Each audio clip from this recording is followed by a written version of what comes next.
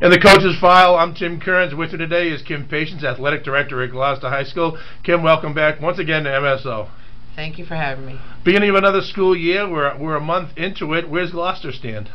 Well, I don't know where you want to go from here, but I mean, football-wise or all sports, I think it was a great opening for the fall. It was a sweep, as we say. Every sports team came out either tie or win on their first game of the season, and that hasn't happened in Gloucester for me as my leadership, so that was an exciting start for us. Now, certainly, all the teams most of the teams have a winning record at this point in the season, led, of course, by the football team. Absolutely. And again, when they are starting on the right track, everybody kind of follows suit.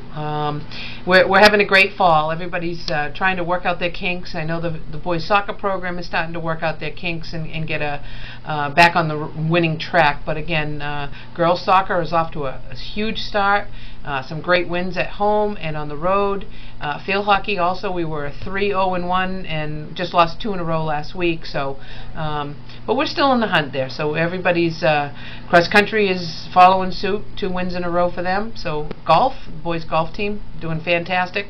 So yeah, we're doing a pretty good job here. Now, going back to the girls soccer, I had the opportunity to interview the tri-captains the end of last week, and they are certainly enthused about the start to this season. Very enthused after the way the last season ended with a 500 record, coming off of 2 total winless seasons the years before, and then to start this season 3-1 with some very impressive victories. Absolutely, and they're young and they're fun to watch. So if you haven't come to see a game at Gloucester for the girls soccer program, it's a great team that they put out in the field, and they're exciting to watch. Certainly a lot of opportunities to score goals.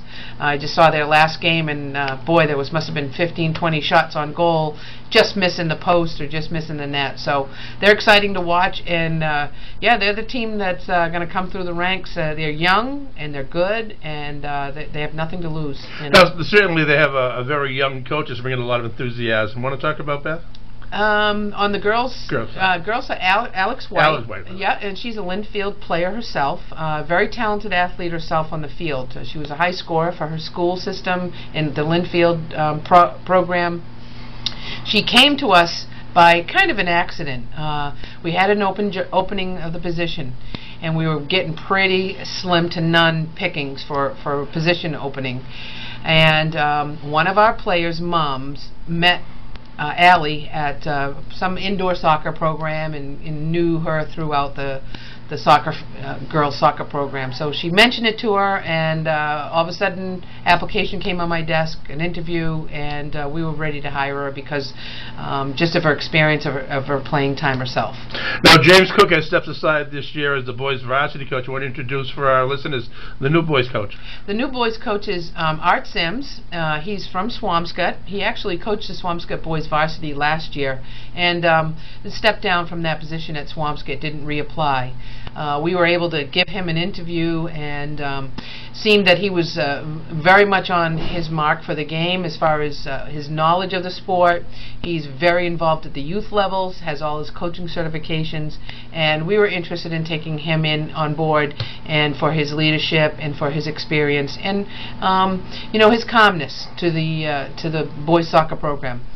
It hasn't gotten off where we want it to be, but in time, and as Art said, in time, all good things will happen. So we're looking forward to that. Good. Certainly the boys are off on the football team are off to a roaring start this year, picking up just where they left off with the Super Bowl victory this year. And of course, it's way too early to tell, but people are feeling mighty good in town and around the school about the football team. Absolutely, and we're only going to see more and more people start to enjoy the games, come to the games, and then that's only benefit all of us in the long run. The pride of the city and the pride of the school, they certainly carry themselves well on and off the field, and they're a great group of guys to have represent Gloucester High School. is it now with Newell Stadium renovation? Any news there? I am in the dark on that, Coach. That's a separate committee that kind of formulates and has their own meetings, and really I don't get to know anything until it either comes out in press or I've spoken to someone on the committee. Okay. In a related move, how is the football field itself standing up to the wear and tear? We know the middle was newly sodded. It looked very good for the first game. No one was allowed on it. Previous to that point, how is it holding up? Well, it's interesting that you just asked. We're just getting some rainy weather, and actually the field was kind of dry, and the rain is actually soaked down in, and she's holding up well.